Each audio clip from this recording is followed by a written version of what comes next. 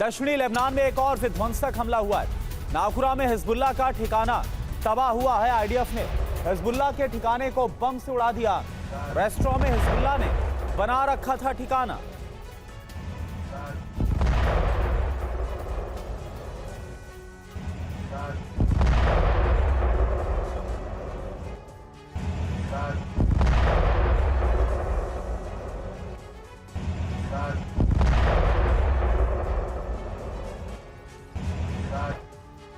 और एक और बड़ी खबर, दक्षिणी लेबनान से एक और हमले की तस्वीर सामने आई है। हिजबुल्लाह का रॉकेट लॉन्चर तबाह हुआ है। हिजबुल्लाह ने एक घर में लगा रखा था लॉन्चर। इजरायली सेना पर हमले का प्लान था।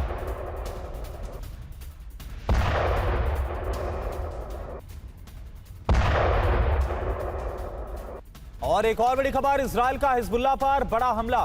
हिजबुल्लाह कमांडर की बैठक में बमबारी, कई हिजबुल्लाह लड़ाके मारे जाने का दावा।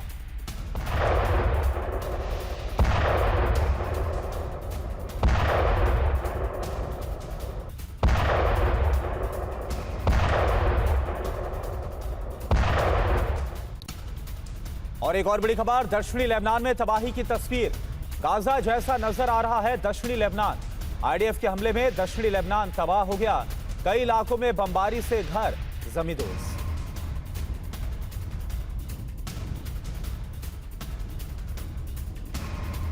इधर लेबनान में इजरायल के भीषण हमले जारी हैं। लेबनान में सीजफायर नहीं मान रहा इजरायल। नेतन्याहू ने लेबनान में तबाही की तस्वीर को जारी किया। नेतन्याहू ने कहा कार्रवाई जारी रहेगी।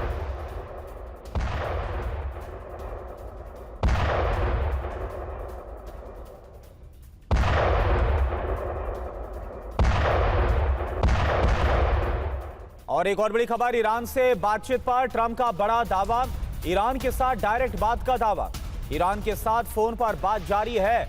ईरान से बातचीत आगे बढ़ रही है। डोनाल्ड ट्रंप की तरफ से कहा गया एटमी हथियार की जिद छोड़नी होगी।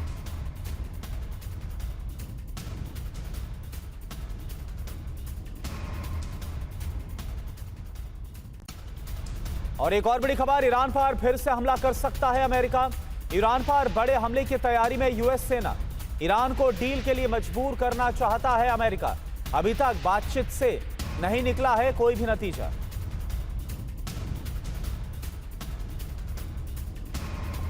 नेटो से नाराजगी पर डोनाल्ड ट्रंप का बयान, मेरे कहने पर मदद के लिए नहीं आया नेटो।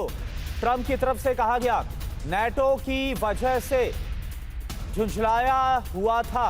स्टार्मर ने युद्ध के बाद मदद के लिए कहा। स्टार्मर को मदद करने से मना किया।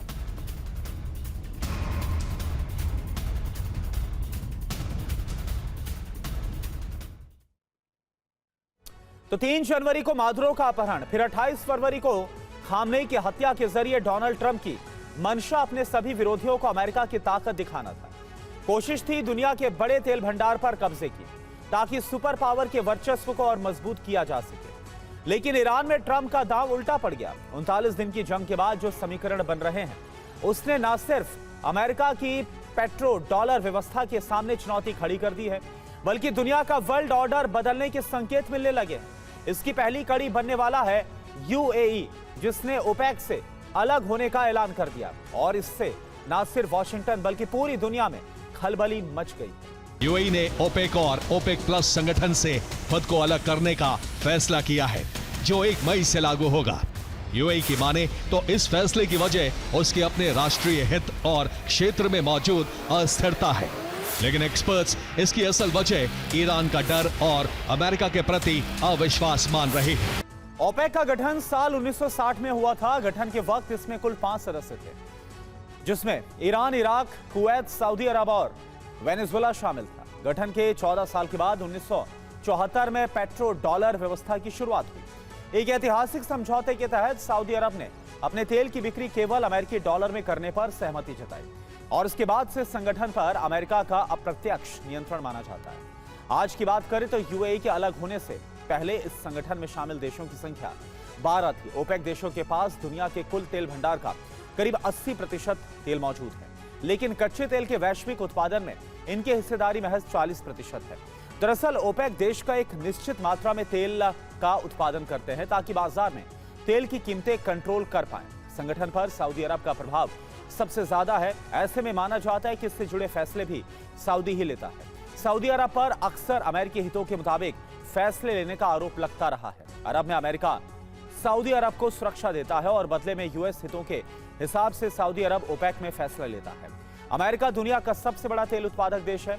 वो ओपेक के फैसलों के जरिए मोटा मुनाफा कमाता है। एक्सपर्ट्स की माने तो अमेरिकी फायदे के लिए ओपेक पर उसका प्रत्यक्ष नियंत्रण जरूरी है, लेकिन ये संगठन बिखर गया तो तेल बाजार पर अमेरिका का प्रभाव भी खत्म हो जाएगा। 1970 के दशक से दुनिया का अधिकतर तेल डॉलर में खरीदा और बेचा जाता है। इसे पेट्रो डॉलर सिस्टम कहा जाता है। इसका अमेरिकी अर्थव्यवस्था को बड़ा फायदा होता है। दुनिया में डॉलर की भारी मांग बनी रहती है क्योंकि हर देश को तेल खरीदने के लिए डॉलर की जरूरत होती है और इससे डॉलर की कीमत कभी घटती नहीं है।